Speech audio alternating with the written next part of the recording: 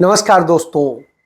पंडित जवाहरलाल नेहरू ने 20 सितंबर 1953 को कहा था, इस देश को आगाह किया था कि ये सांप्रदायिक संगठन निहायत ओछी और सबसे भ्रष्ट उसका उदाहरण है। ये लोग राष्ट्रवाद का चोला ओढ़कर काम करते हैं और एकता के नाम पर एकता को तोड़ते हैं, अलगाव करते हैं, टुकड़े टुकड़े गैंग हैं। और यही नहीं, ये सब तबाह कर देते हैं और सामाजिक स्थिति में कहें घटिया किस्म के प्रक्रियावाद होते हैं और नुमाइंदगी करते हैं इन चीजों की, इस सांप्रदायिक संगठनों की।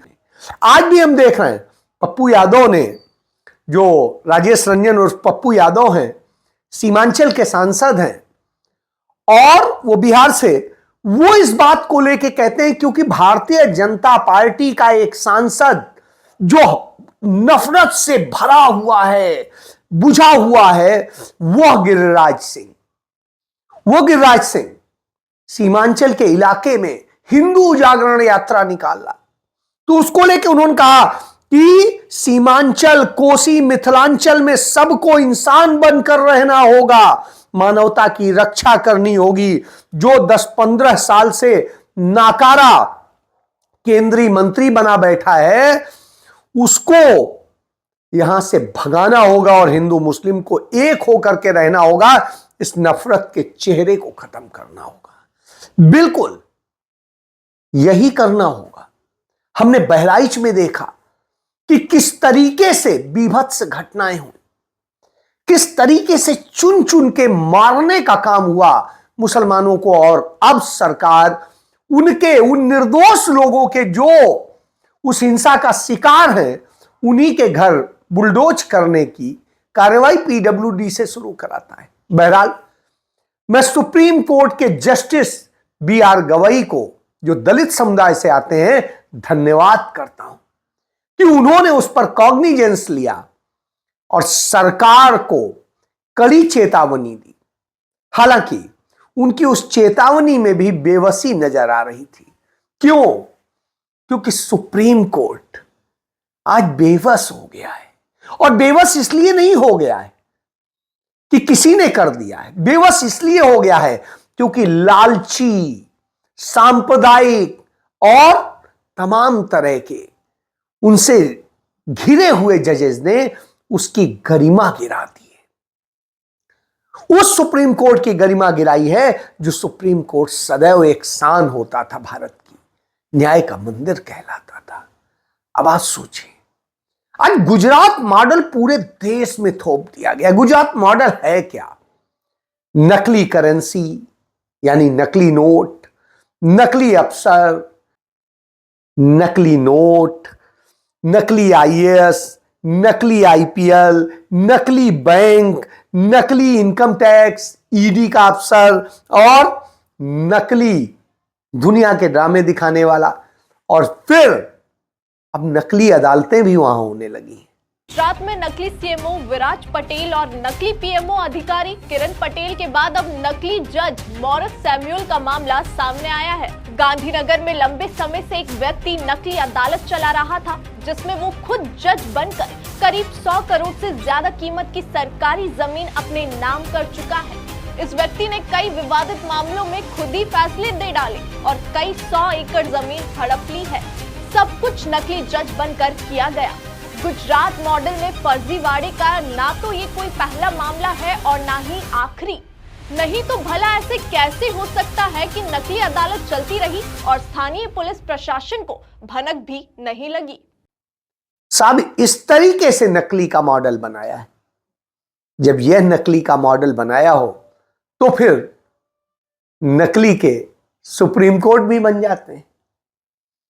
तो सुप्रीम कोर्ट बन जाते हैं, उस तरह के भी किस्से दिख रहे हैं। गुजरात में नकली कोर्ट और जज पकड़ा गया, वहां से ऑर्डर पास हो रहे थे, सब कुछ हो रहा था। आप कल्पना करिए, यह हिंदुस्तान है, देश की सबसे बड़ी अदालत, जिसे हम लोग न्याय का सबसे बड़ा मंदिर कहते थे, वह सुप्रीम कोर्ट कितनी दूषित हो गई है पिछले कुछ सालों में। यह देखकर तकलीफ होती है। और उसे दूषित किया है वहां के टॉप जजेज ने। जब उन्होंने दूषित किया है तो निश्चित रूप से मौजूदा chief justice of India DY Chandrachud ने एक सवाल किया कि इतिहास मुझे कैसे याद रखेगा, इतिहास कैसे याद रखेगा, यह बताता हूं। जस्टिस डीवाई चंद्रचूड़ उस समय आए थे जब उनके पहले के 4 चीफ जस्टिसेस विवादों में रहे थे। तमाम तरह से उन्होंने देश की सर्वोच्च अदालत की गरिमा गिराई थी और उसे सरकार के चरण चुम्बन करने वाली अदालत बना दिया था। ऐसे में बड़ी उम्मीदें थी और उन्होंने भी दिखाया था कि वो उम्मीदों पे खरा उतरेंगे।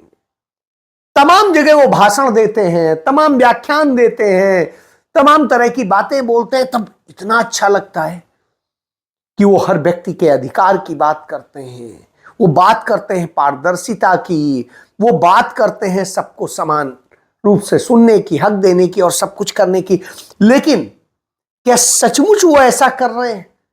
इस बात पे सवाल इसलिए आता है। एक चीज शेक्सपियर ने कही थी, ईमानदारी सबसे अच्छी विरासत है। दुख की बात है कि उसके अधिपत्य ने हमारे साथ और खुद के साथ भी ईमानदारी से काम नहीं किया। बिल्कुल इसी तरीके से डीवाई चंद्रचूड़ सेमिनार हो, मुख्य जो भाषण हो, विदाई भाषण हो, दीक्षांत समारोह हो या कहीं और कहीं भाषण हो, तो उन सब में हमेशा वो बात कहते थे जो न्याय संगत है। व्यक्तिगत स्वतंत्रता, अभिव्यक्ति की स्वतंत्रता, धार्मिक बहुलतावाद, संवैधानिक सुरक्षा, उसके उपाय, कार्यपालिका को जवाबदेह बनाना और उसके लिए ठहराना, न्यायपालिका की जिम्मेदारी, जिम्मेदारियों का न्याय होते नहीं होते हुए दिखना और सब चीजों पे दृढ़ विश्वास। लेकिन क्या वास्तव में उन्होंने ऐसा किया है? शायद उन्होंने जो जो कहा है वही नहीं किया है। यही सबसे बड़ी बात। अलेक्जेंडर एक चीज कहा करता था कि पोप के शब्दों में कि वे चोट पहुंचाने के लिए तैयार थे लेकिन प्रहार करने से डरते थे। यह न्यायाधीश की विरासत के लिए उचित आधार नहीं। यानी वो चोट पहुंचाना चाहते थे लेकिन डर रहे थे।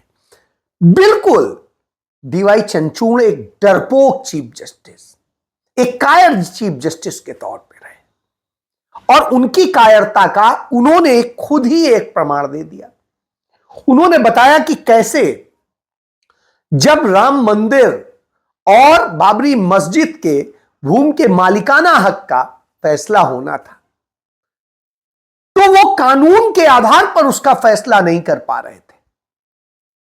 वो नहीं कर पा रहे थे क्या करना है, तो उन्होंने कहा भगवान के भरोसे छोड़ दिया, भगवान से पूछा। और जैसे नरेंद्र मोदी कहते हैं ना, नॉन बायोलॉजिकल भगवान से बात करके बताते हैं, वैसे उन्होंने भी भगवान से बात करके फैसला सुना दिया। और वो फैसला न्याय का फैसला नहीं था, समझौतावादी फैसला था, बहुलता को ताकत देने का फैसला था। तो जब वो ये करते हैं निश्चित रूप से आता है। तो इसमें सबसे बड़ी चीज आप देखिए, डीवाई चंद्रचूड़ के पास में अवसर थे लेकिन उन्होंने ये नहीं किया। उन्होंने जब चुनाव आयुक्तों की नियुक्ति के मामले में सरकार ने एक फैसला पास किया, सदन में पास किया, वो उसे चुनौती दिया गया था, उसे वो खारिज कर सकते थे, नहीं किया। जो काम टीएस ठाकुर साहब ने किया था कि नहीं ये नहीं होगा, ये आप जो न्यायिक सुधार के नाम पे बिल लाए हैं ये हमला है, नहीं किया। इनमें हिम्मत नहीं थी और यह स्थिति हुआ। यूपी में हो, नू में हो, उत्तराखंड में हो, मध्य प्रदेश में हो, राजस्थान में हो, कहीं पे भी जहां ये बुलडोजर नीति चलाई गई, इस पर उनकी हिम्मत नहीं हुई सरकार से कुछ कहने की, जांचने की। तो जस्टिस BR गवई हैं, जिनको मैं सलाम करता हूं, दलित समुदाय से आते हैं, उन्होंने कम से कम एक एक्शन तो लिया। डीवाई चंद्रचूड़ की हिम्मत नहीं पड़ी, यह स्थिति है। इसके बाद में आप याद कर लीजिए, पेगासस मामला रहा हो या उसकी जांच के मामले में उसकी हिम्मत नहीं कर सके। जम्मू कश्मीर को राज्य को बहाली का मामला था, अनुच्छेद 370 पे बहस थी, उस पर फैसला नहीं कर सके, न्याय नहीं कर सके। फैसला तो किया, न्याय नहीं किया। उसके बाद में अवैध तरीके से गिराई गई तमाम सारी चीजों पे, मस्जिदों पे, दूसरी चीजों को बहाल करने का नहीं कर सके, विश्वसनीयता नहीं ला सके, मतपत्रों को लेकर के और ईवीएम को लेकर के जो आए तमाम विवाद, उन पर फैसला नहीं दे सके, फैसला नहीं दे सके कि जिस तरीके से मतदाताओं के नाम काटे जा रहे थे और सब कुछ हो रहा था, फैसला नहीं दे सके इलेक्टोरल बॉन्ड के मामले में कि एफआईआर दर्ज कीजिए जिन्होंने गड़बड़ी की है, गलत पैसा लिया है। उनकी हिम्मत नहीं हुई कि वो फैसला दे सके कि किस तरीके से उमर खालिद को 14 बार उनकी याचिका बार बार तारीख पे तारीख लगती जा रही है, उस पर फैसला नहीं दे सके कि क्यों बगैर किसी अपराध के, बगैर ट्रायल के किसी व्यक्ति को जेल में रखा गया है। नहीं दे सके। चाहे दंगे के मामले हो, चाहे पार्टियों के तोड़ने के मामले हो, चाहे सरकारें गिराने के मामले हो, सारे अवैध मामले में किसी में भी, एक मामले में भी वो फैसला नहीं दे सके। लेकिन जहां सरकार के पक्ष में फैसला सुनाना हो, वहां पे तुरंत हो जाता था, अदालतें खोल दी जाती थी। उदाहरण देता हूं, बॉम्बे हाई कोर्ट ने जब साईं बाबा के मामले में उन्हें बरी करने का आदेश किया, छोड़ने का आदेश किया, तो छुट्टी के दिन कोर्ट लगा के और उन्हें वापस स्टे कर दिया कि नहीं वहीं बंद रहेंगे, निर्दोष साबित हुए। आप देखिए, इसी तरीके से एक एक्स्ट्रा मांगते मांगते मर गए स्टेन स्वामी, लेकिन उन्हें इंसाफ नहीं मिला इसी तरीके से। तो तमाम तरह की नाइंसाफियां आपके नाम लिखी जाएंगे। इसके बाद इनकाउंटर, बुलडोजर और ये नौकरशाहों और सबकी नियामक संस्थाओं में जिस तरीके से हुआ, उन्होंने कहीं पर भी इंसाफ देने का काम नहीं किया। तो इस नाइंसाफी का नाम ही डीवाई चंद्रचूड़ है। और जब नाइंसाफी का हो तो निश्चित रूप से सवाल उठता है। नरेंद्र मोदी तो अपनी राजनीति साधते हैं, इस देश के गरीब गुरबे की बात करते हैं, उनसे वोट लेते हैं, लेकिन गरीबों की जो सवारी है रेलवे, उसे कैसे बर्बाद करते हैं। रोज बरोज पटरियों से ट्रेन उतर रही है, साहब कोई वो नहीं।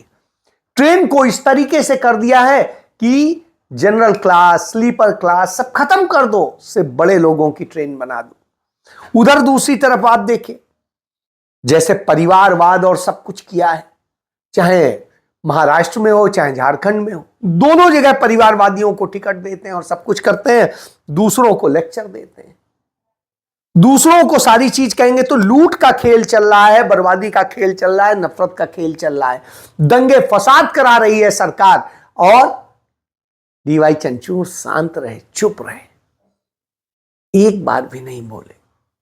तो इससे आप समझिए न्यायपालिका की यह गिरावट एक रंगे हुए सियार की तरह गिने जाएंगे डीवाई चंद्रचूड़ और नरेंद्र मोदी नफरत फैलाने वाले प्रधानमंत्री के तौर पे।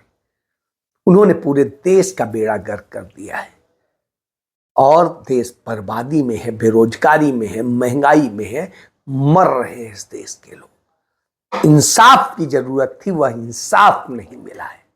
एक अकेला राहुल गांधी लड़ता जा रहा है, लेकिन बाकी सब अपने लाभ के लिए काम कर रहे हैं। यही सत्य है, इसे पहचानने की जरूरत है। जय